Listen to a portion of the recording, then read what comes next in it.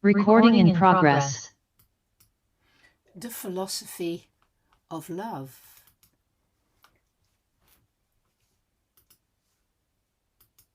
What is love?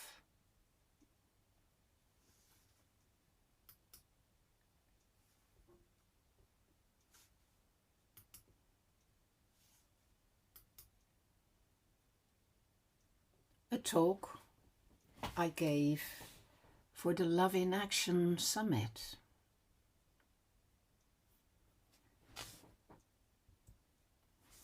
Is love a biological drive, a feeling, a choice, or duty? How do you live with love in your own life? Are you aware of loving each day or not? What does it mean to you to love? Is it a game, a competition, an adventure, a gamble, something you crave? Do you believe in love, or are you skeptical? Do you see love as something deliberate, or is it something that happens in a fateful way? There are many theories of love, and we shan't consider them. There are evolutionary theories, social theories, emotional ones, physiological ones, neurological ones, cognitive ones. There are many specific ones that I won't even mention, because today we're going to look at the philosophy of love instead. And that is about asking yourself whether love, instead of being an emotion or a biological drive, might be a way of being in the world that you decide on. Because love is what connects you to the world in a way that harmonizes, unifies, and inspires you to create communion beyond yourself. Maybe love is like a fundamental force in the universe, like gravity. Or maybe it is a fundamental element in the universe, like oxygen. The four classic foundations of the philosophy of love are eros, philia, agape, and storge. Now, eros is the passionate desire, the sense of the lack of the other, the desire to reunite the two halves of the soul that were separated and to complete yourself in another. Philia is more like friendship. It is about finding virtue in caring for another, being with another, enjoying another. Agape is the universal, unconditional love for humanity, as known particularly in Christianity. And storge is the instinctual familial bond of parental care. Perhaps in this society, in contemporary culture, we tend to emphasize eros above those other three. But there are more forms of love. I recognize 12 of them, and it's useful to make these distinctions, although obviously when you love, it will be an intertwining of many of these different ways of loving. Each of these forms of love throws its own shadows. First off, there is self-love, narcissism. We talk a great deal about it, and it can lead to solipsism, the being locked into yourself and not seeing beyond yourself, like Narcissus did when he fell in love with his shadow or his reflection in the pond.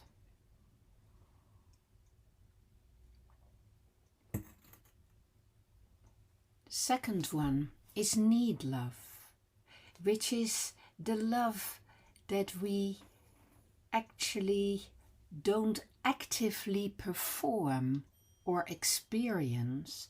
It is just a feeling of wanting and needing the other, of wanting symbiosis, fusion, of feeling we can't do without the other. Of course, the shadow side of that is that we become addicted to it and we become dependent. Thirdly, there's infatuation, passion, if you like, or mania. It can become an obsession, and it's often seen to be blind. We don't really allow ourselves to see the other or explore the other as they truly are. Fourthly, there's erotic love, back to eros, sensual love and sexual love. And it can easily lead to objectification, to only appreciate the other person because of the way they appear or the way we can use them. Then there is romantic love, amor, a much more emotional experience, which has more to do with storytelling, but it can be very all-absorbing and can lead to possessiveness and exclusiveness as well. Then there is companionship, back to philia, friendship, being more part of a community of other people. But in that process, betrayal becomes a real threat and possibility because there are several people often on the scene. Then there is xenia, neighborly love or hospitality, and that can become about being superior, giving of oneself and wanting to be the person who is in charge and who is actually admired for being so generous. It leads to hubris. Then there is maternal or parental love, as I said before, storge. And that is a very beautiful thing as parents look after their offspring and take care of them. But it is often quite difficult for them to see the limits of it, and it can become all-encompassing and role-defining. It can become an identity, and so the love can become smothering.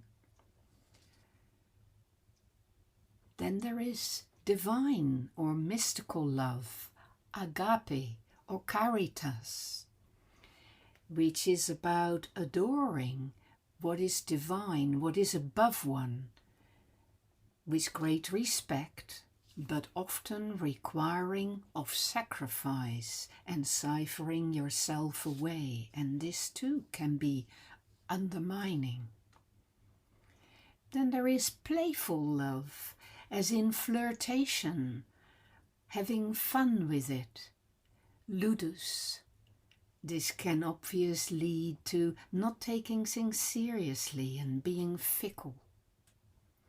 Then there is long-term, mature love, committed love, practical love, pragma.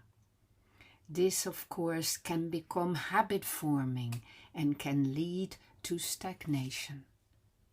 And finally, there is my very favorite form of love, which is the love of wisdom, philosophy. But of course, on the dark side, it can lead to abstraction, rationalization, and intellectualization. There are many early therapists or religious leaders who have shown how we can be become more loving and less shaken by our emotions. And all of these, Gilgamesh, Krishna, Moses, Zoroaster, Lao Tse, Buddha and Confucius, were each trying to do this in their own way. And you know, the religions share this golden rule about life, that love is a central value. But each of them looks to apply that love in a slightly different way. So, for instance, in Judaism, Chesed is about covenantal loyalty and ethical action. In Christianity, it's the agape, the unconditional, sacrificial love of God for all, but which is also demanded of each of us. In Islam, it's mahabba, the submission and devotion to the Creator. Not dissimilar. In Hinduism, it's bhakti, a devotional path to union with the divine. In Buddhism, it's metta, universal goodwill and non-attachment. Then we come to the philosophers. Socrates, who introduced the idea of examining life and cultivating the love of wisdom instead. To love the good is to get on the right track, and that's very much about reflecting. The unexamined life is not worth living. To love your life, you have to understand it first. And Plato, after Socrates, carrying on with the search for truth, who spoke about the love of bodies, then of souls, of laws, of knowledge, and of beauty, and who showed how to love one's life is to escape from the shadows out of the cave into the real world, away from the shadows. Aristotle, similarly, spoke about eudaimonia, which is to pursue good living, to be attuned to one's demons, and to find a virtue ethics, which is to love the way we live. Love in action, if you like. And Aristotelian practice is a form of loving. Loving the spirit and loving every way in which we can be true to it. I'll skip this comparison between Plato and Aristotle, but you can take a picture and come back to it later if you like. Epicure obviously recognized that we have to adjust our values to retain those that are actually attainable, rather than seek to achieve what we love. So he adjusted what we love to that which is achievable. The skeptics put everything in question. I am not sure they allowed very much love at all. And we see many people who are like that in our culture too. The Stoics were very clever. They taught that to improve your life and to really love it, you must exercise your soul each day. By the use of logic and poetry, for instance. And the object is wisdom, courage, justice, and temperance.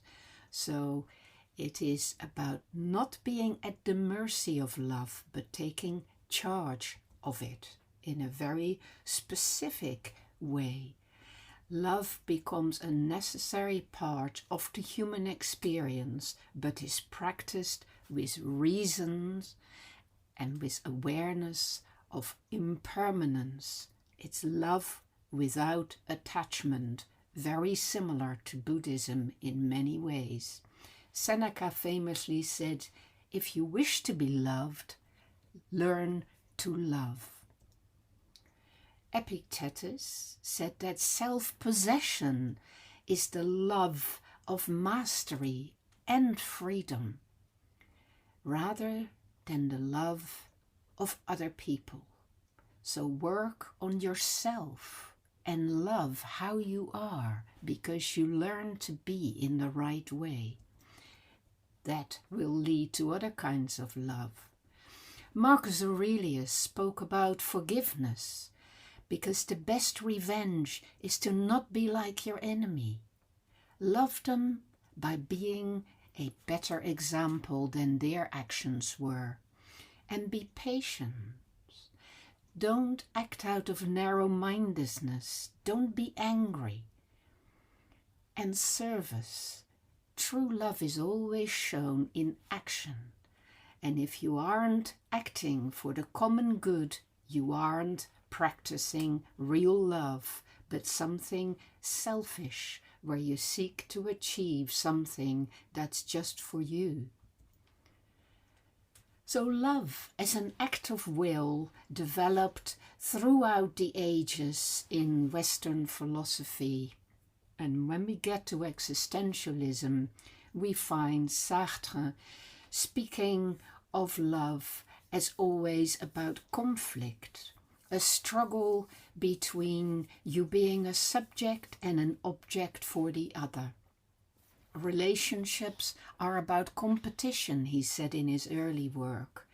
We're either sadistic, trying to dominate, or masochistic, submitting ourselves or pretending to be indifferent.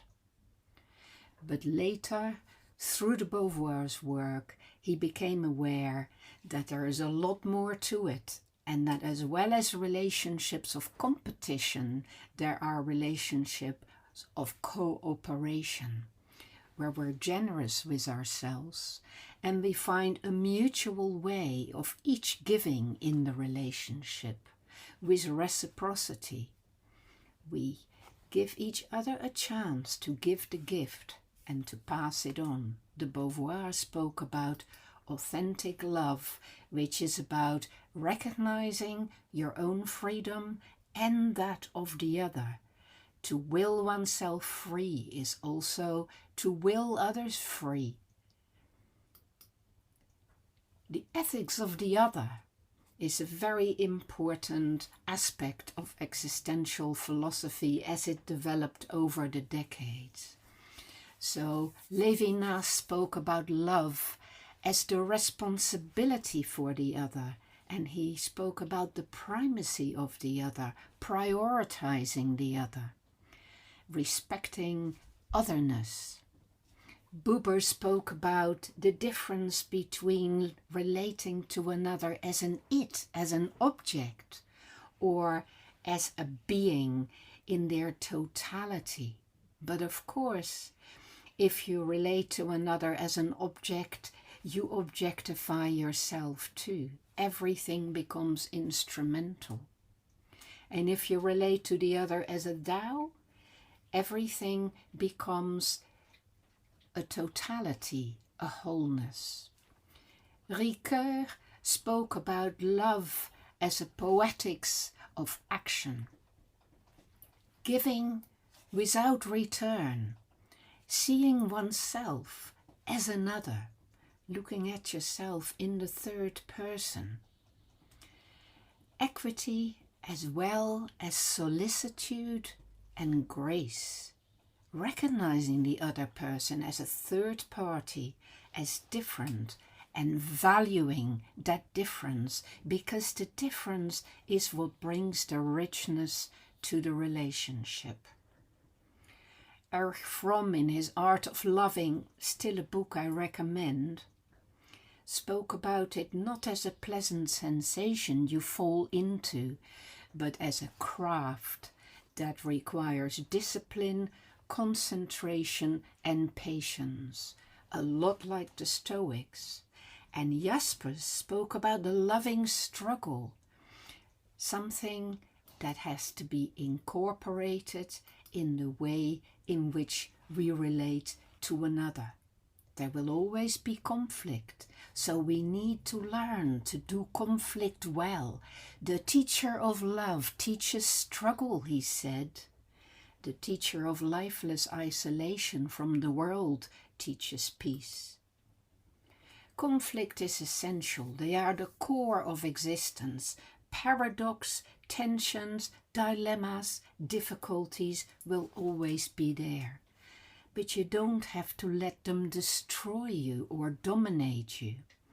Relationships will always be about tension, and we try to either melt and join with the other in fusion, or we split apart.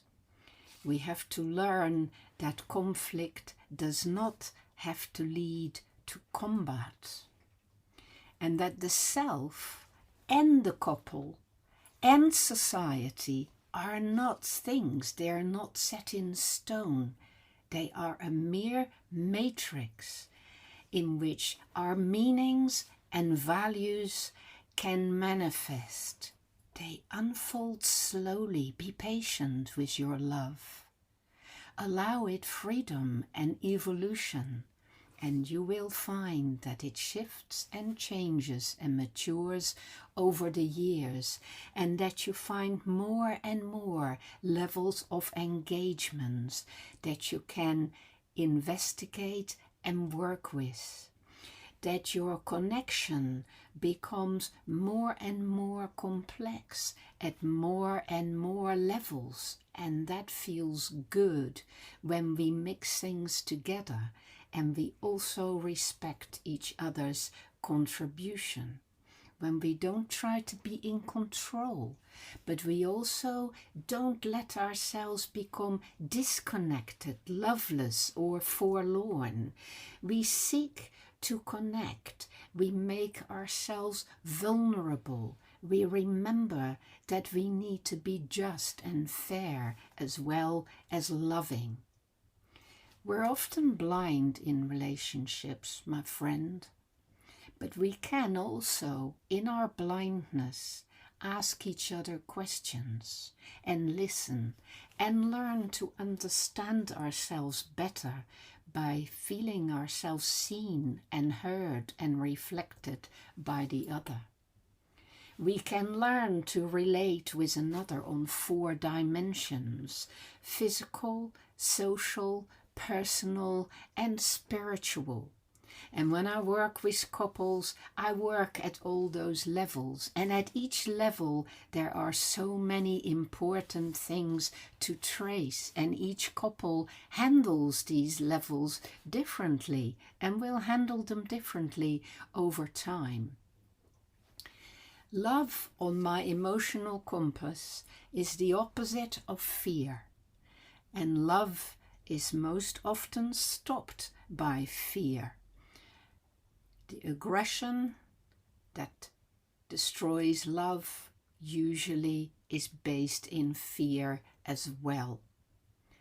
So to understand how our feelings work is a very important piece of work if we're going to learn how to be attuned and how to use our intentionality in a loving way. For love is a particular kind of intentionality. It is a way in which we perceive the world. And there is not enough love in this world. It is important to recover the movement in ourselves that love requires by using our intentionality to approach the other. If the world is used as a commodity, we grow poor. When we are aware that love is a gift that we keep giving to each other, all of us become a great deal more wealthy. Miraki in Japan is to do something with total love and pure soul. It's leaving a little piece of yourself in your creative work. To learn to love in that way is to learn to love your life before you learn to love others. To love everything you do, to love every moment, to hold open a space and illuminate what is, that is true love. And as therapists, we hold that space open and allow clients to think again in space and time about how they live and how they can live in a more loving way. So keep your little flame burning and pass on this light of living in a loving way. For love is what makes life worthwhile.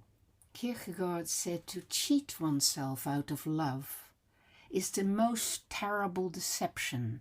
It is an eternal loss for which there's no reparation, either in time or in eternity. Love indeed is like oxygen. It is essential to our lives and it transforms us. Kierkegaard said in his book Works of Love, when one has once fully entered the realm of love, the world, no matter how imperfect, becomes rich and beautiful.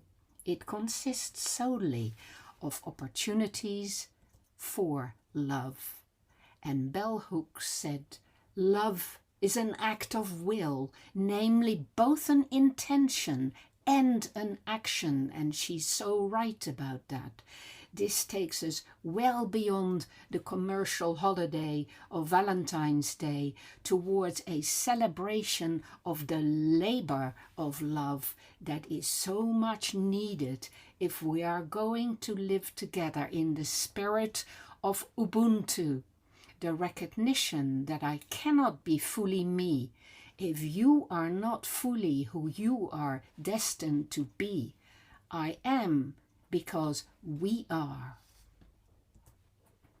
So, my friends, by building true connection in the world, with the things in this world, with other people, with yourself, with the meanings in this world, everything comes to life.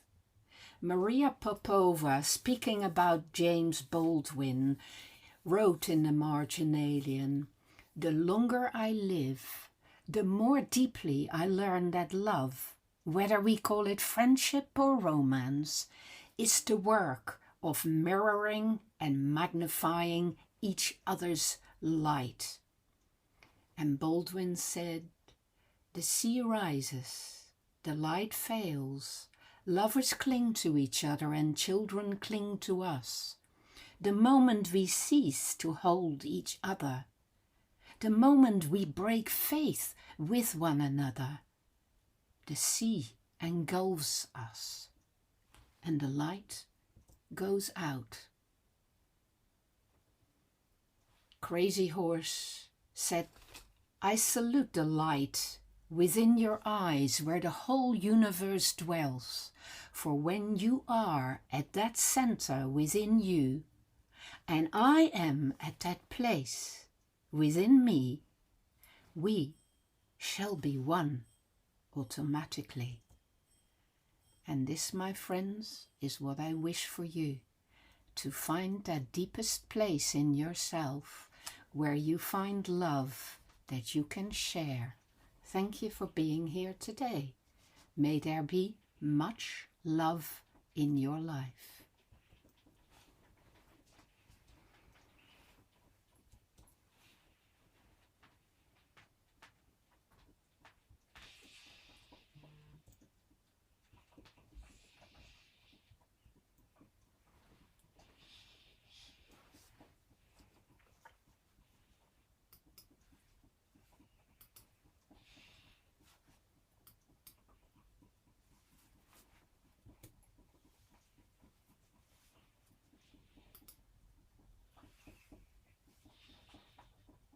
Goodbye, my friends. I hope this gives you lots of food for thought.